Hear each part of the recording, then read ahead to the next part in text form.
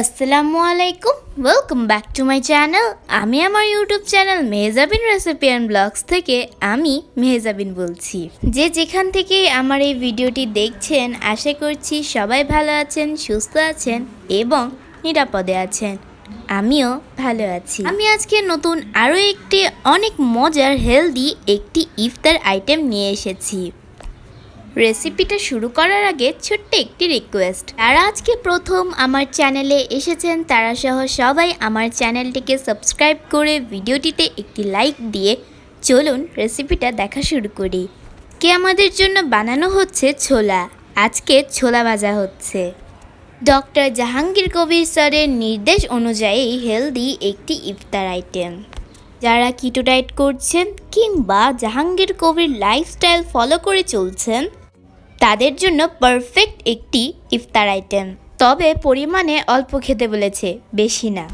আম্মু প্রথমে ছোলাগুলো স্টিম করে আর যা যা লাগবে সব কেটে কুটে রেডি করে নিয়েছে। প্রথমে একটি ফ্রাই প্যানে সরিষার তেল গরম করে গরম তেলে 2-3 কোয়া রসুন চটকিয়ে দিয়ে দিল।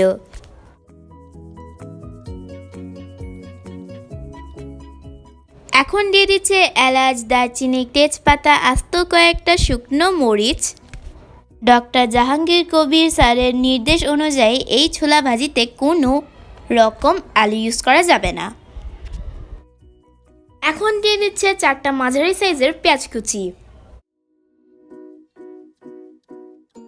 আলুর পরিবর্তে আম্মু আলুর পরিবর্তে একটু টমেটো কুচি করে দিয়ে দিল ছোলাটা একটু মাখা মাখা হওয়ার জন্য। একটু নেড়ে চেড়ে এখন দিয়ে দিচ্ছে একটু আদার পেস্ট, দিয়ে দিচ্ছে 1/2 চামচের থেকেও একটু কম হলুদ, ধনিয়া আর জিরা আর লাল মরিচের গুঁড়ো।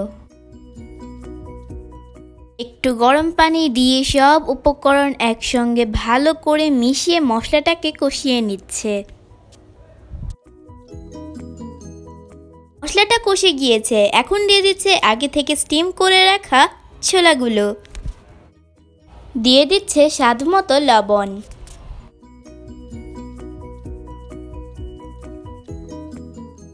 নেড়ে চেড়ে ছোলাটাকে মশলার সঙ্গে মিশিয়ে একটু ভেজে নিচ্ছে।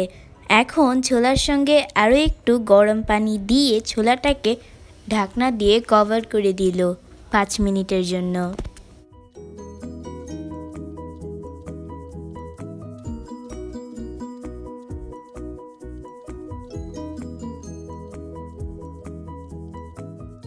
ফিরে এলাম 5 মিনিট পর। ছোলাটা মশলার সঙ্গে ভালো করে কষে গিয়েছে।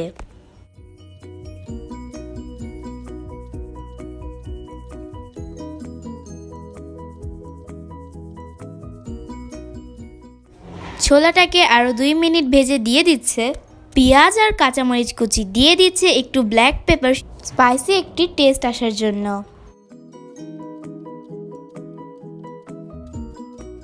সুন্দর একটি ফ্লেভারের জন্য দিয়ে দিচ্ছে ধনেপাতা কুচি। আমাদের ছোলাটা পারফেক্টভাবে রেডি।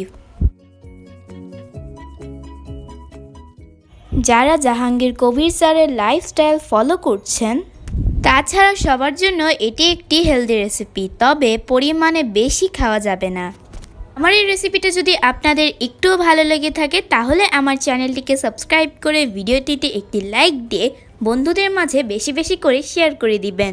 সবাই ভালো থাকবেন, সুস্থ থাকবেন, নিরাপদে থাকবেন, আমার জন্য দোয়া করবেন। আজকের মতো আমি এখানেই শেষ করছি। আমি আবার হাজির হব অন্য কোনো দিন অন্য নতুন কোনো রেসিপি নিয়ে। ততক্ষণ পর্যন্ত আল্লাহ হাফেজ। Thanks for watching my video and connect my YouTube channel Mahjaben Recipe and Vlogs.